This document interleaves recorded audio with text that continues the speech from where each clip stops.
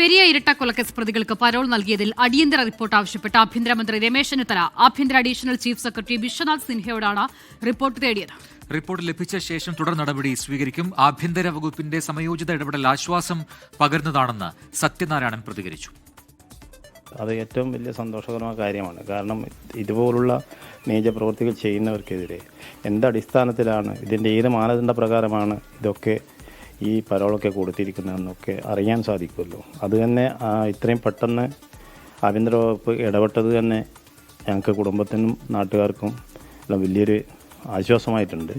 അപ്പോൾ ഇനിയിപ്പോൾ അതിൻ്റെ കാര്യങ്ങളുമായി മുമ്പോട്ട് പോകുമ്പോൾ എന്ത് തന്നെയായാലും ഇതുപോലുള്ള ക്രിമിനലുകൾക്ക് വിലസാൻ പറ്റാത്ത ഒരു സാഹചര്യം ഉണ്ടാക്കി വെക്കുക, അവരെ തടങ്കലിൽ തന്നെ പിടിച്ചിടുക എന്നുള്ളതാണ് നമ്മളെ ഒരു ചിന്താഗതിയും നമ്മൾക്ക് നമ്മളെ ഉദ്ദേശങ്ങൾ. അപ്പോൾ അതിന് വിഘ്നമായിട്ട് വരുന്നതിനെ കൃത്യമായി സർക്കാരിൻ്റെ ഭാഗത്തു നിന്നുള്ള ഇടപെടൽ അത്യധികം സന്തോഷത്തോടെയാണ് കാണുന്നത്. ജിബിൻ JB തിരുവനന്തപുരത്ത് നിന്ന് ചേരുന്ന കൂടുതൽ വിവരങ്ങളുമായി. ജിബിൻ, ഈ പരോൾ നൽകിയത് അത് റദ്ദാക്കാനോ അല്ലെങ്കിൽ അതിൽ അത്തരം നിർദ്ദേശങ്ങൾ നൽകിയിട്ടുണ്ടോ? ഇപ്പോൾ അതിന്റെ കൂടുതൽ വിശദാംശങ്ങൾ ലഭിച്ചു കാണുമല്ലോ. എങ്ങനെയാണ് ആഭ്യന്തര വകുപ്പ് ഈ വിഷയത്തിൽ ഇടപെട്ടിരിക്കുന്നത്?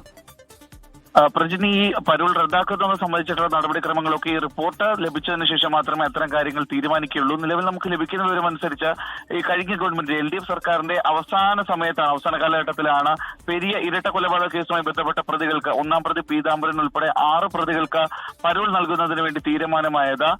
സാധാരണഗതിയിൽ പരോൾ ലഭിച്ചു കഴിഞ്ഞാൽ സ്വന്തം ദേശത്ത്, അതായത് ഇവരുടെ ദേശമായ ബേക്കൽ പഞ്ചായത്തിലേക്ക് പ്രവേശിക്കുന്നതിന് അനുമതി ഉണ്ടായിരുന്നില്ല. പക്ഷേ ഈ പരോളിൽ അത്തരത്തിലൊരു ലംഘനം കൂടി ഉണ്ടായിരുന്നു. അതായത് പ്രതികൾക്ക് സ്വന്തം പഞ്ചായത്തിൽ പ്രവേശിക്കുന്നതിന് ഉൾപ്പെടെയുള്ള കാര്യങ്ങൾ ഉൾപ്പെടുത്തിക്കൊണ്ടായിരുന്നു ഇവർക്ക് പരോൾ അനുവദിക്കുകയും ചെയ്തിരുന്നത്. പക്ഷേ ഈ തിരഞ്ഞെടുപ്പ് പെരുമാറ്റച്ചട്ടം നിലനിന്നത് കൊണ്ട് മാത്രമാണ് അന്ന് ഇവർക്ക് പരോൾ ലഭിച്ചുവെങ്കിൽ പോലും പുറത്തേക്ക് ഇറങ്ങാനുള്ള സാഹചര്യം ഉണ്ടായിരുന്നു. പക്ഷേ ഈ പെരുമാറ്റച്ചട്ടം പിൻവലിച്ച സാഹചര്യത്തിലാണ് കഴിഞ്ഞ ദിവസം ഈ 6 പ്രതികളും പുറത്തേക്ക് ഇറങ്ങുന്ന ഒരു സാഹചര്യം ഉണ്ടായത്. ഇതിനെ തുടർന്നാണ് കൃപേഷിന്റെയും ശരത്ലാലിന്റെയും മാതാപിതാക്കൾ ഇതിനെതിരെ രംഗത്ത് വരികയും ചെയ്തത്. തുടർന്നാണ് നിയുക്ത ആഭ്യന്തര വകുപ്പ് മന്ത്രി ഇതുമായി ബന്ധപ്പെട്ട് റിപ്പോർട്ട് ഉടൻ തന്നെ സമർപ്പിക്കാൻ ആരോഗ്യവകുപ്പ് പ്രിൻസിപ്പൽ ചീഫ് സെക്രട്ടറിക്ക് നിർദ്ദേശം നൽകുകയും ചെയ്തിട്ടുള്ളൂ. ഇതിൽ പറയുന്ന പ്രധാന കാര്യങ്ങൾ എന്തടിസ്ഥാനത്തിലാണ് ഇവർക്ക് ഈ പരോൾ ലഭിച്ചിരിക്കുന്നത്. കാരണം ഈ ശിക്ഷ വിധിക്ക് ശേഷം ഇത് 5ാം തവണയാണ് ഈ പ്രതികൾക്ക് ജാമ്യം ലഭിക്കുന്നത്. അത് മാത്രമല്ല, എന്തിന്റെ അടിസ്ഥാനത്തിലാണ്, എന്തൊക്കെ മാനദണ്ഡങ്ങൾ ഉൾപ്പെടുത്തിക്കൊണ്ടാണ് ഈ പ്രതികൾക്ക് ജാമ്യം നിലവിൽ പരോൾ നൽകിയതെന്നുള്ള കാര്യങ്ങൾ കൂടി ഉൾപ്പെടുത്തിക്കൊണ്ടാണ് ഈ റിപ്പോർട്ട് തേടിയിരിക്കുന്നത്. എന്തായാലും വൈകാതെ തന്നെ ഈ റിപ്പോർട്ട് ആഭ്യന്തര വകുപ്പ് ചീഫ് പ്രിൻസിപ്പൽ സെക്രട്ടറി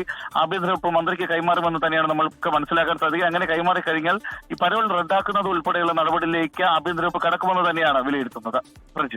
ശരി, ജിബിൻ JB ആണ് തിരുവനന്തപുരത്ത് നിന്ന് വിശദാംശങ്ങൾ നൽകിയത്.